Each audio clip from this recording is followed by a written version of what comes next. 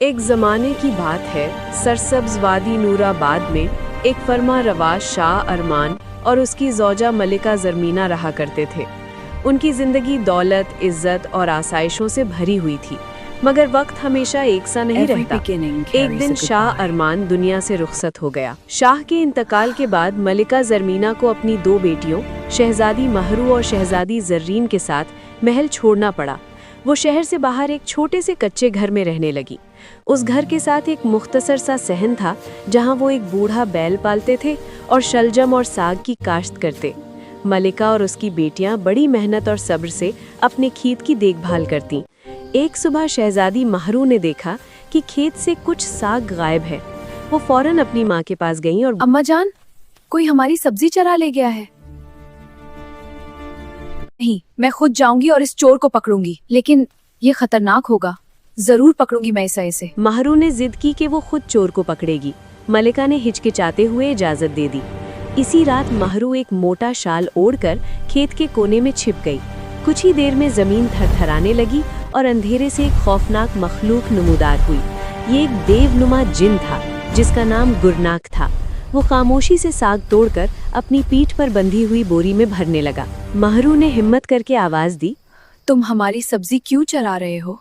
गुरनाक ने पलट कर देखा, एक ही झटके में उसे उठाया और बोरी में सब्जियों के साथ डाल दिया। लम्हों में वो अंधेरे में गायब हो गया। गुरनाक के गार में पहुंचकर बोरी उल्टी गई।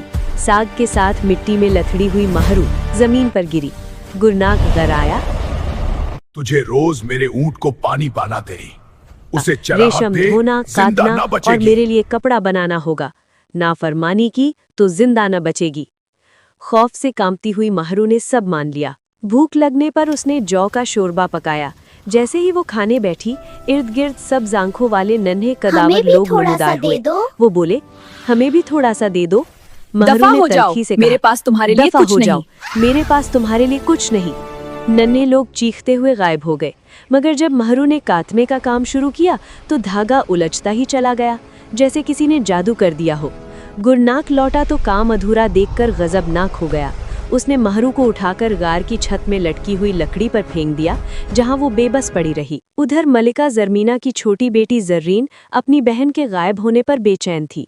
उसने कहा, अम्मा, आज मैं खेत की रखवाली करूंगी। तुम हमारी सब्जी क्यों ले जाते हो? गुरनाक ने कोई जवाब न दिया और ज़रीन को भी बोरी में डालकर ले गया। गार में उसने वही हुक्म दोहराए। ज़रीन ने खामोशी से कबूल कर लिया और दिल से काम करने लगी। उसने ऊँट को पानी पिलाया, उसे हरी चरागाह में ले गई, गार साफ किया और फिर खाना पकाया।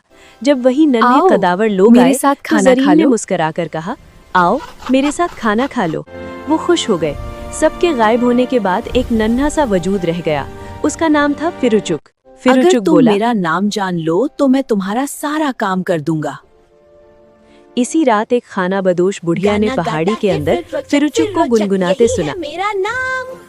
बुढ़िया ने ये राज ज़रीन को बता दिया। अगली सुबह फिरुचुक खूबसूरत कपड़ा ले आया और बोला, मेरा नाम बताओ। मेरा नाम बताओ। तुम्हारा नाम फिरोचक है। मारकर गायब हो गया और जादू टूट गया। गुरनाक कपड़ों को देखकर खुश हुआ और नर्म पड़ गया। इसी मौके पर ज़रीन ने अपनी बहन महरू को आज़ाद किया। दोनों बहनें एक बोरी में छुप गईं। गुरनाक बोरी उठाकर मलिका ज़रमीना के घर पहुंचा। जैसे ही वो अंदर आया, मलिका ने उस पर खौलता हुआ तेल डाल दिया। गुरनाक खौफनाक चीख के साथ खत्म हो गया। यूं नूराबाद को इस आफरीत से निजात मिली और मलिका ज़रमीना अपने दोनों बेटियों के साथ अमन और खुशी से रहने लगी। और शहजादी ज़रीन की दानाई, नरमी और बहादुरी नस्लों तक सुनाई जाती रही। तो प्यारे बच्चों, आपको आज की कहानी कैसी लगी? अगर आपको कहानी पसंद आई है तो चैनल को सब्सक्राइब करें और वीडियो को लाइक करें, ताकि आपको नई आने वाली कहानियों की इत्तला मिल सके। और घंटी के निशान को दबाना ना भूलें। मिलते हैं फिर एक न्यू वीडियो में। बाय।